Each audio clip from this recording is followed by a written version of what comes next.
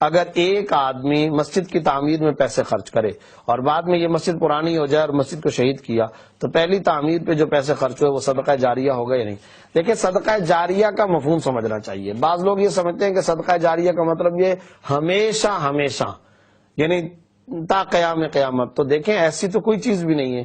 فرض کریں کہ کنواں ہے تو وہ بھی کبھی تو کوئی زمانہ تو ایسا بھی آتا ہے کہ وہ بھی بند ہو جاتا ہے یا خراب ہو جاتا ہے، یا کوئی مسجد کی تعمیر ہے یا کوئی سرائے ہے، کوئی مدرسہ ہے، کوئی مکتب ہے، تو ظاہر ہے کبھی نہ کبھی تو وہ ٹوٹے گا۔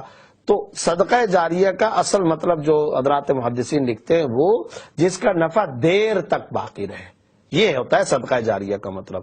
اور چونکہ صدقہ دینے والے کی نیت یہ ہے کہ وہ دل میں یہ نیت رکھتا ہے کہ یا اللہ ہمیشہ ہمیشہ اس کا نفع جاری و ساری رہے اور مجھے اس کا ثواب ملے، تو اللہ تعالیٰ اس کی نیت کے مطابق انشاءاللہ ہمیشہ ہمیشہ کے لیے اس کو اجر و ثواب عطا فرمائیں گے۔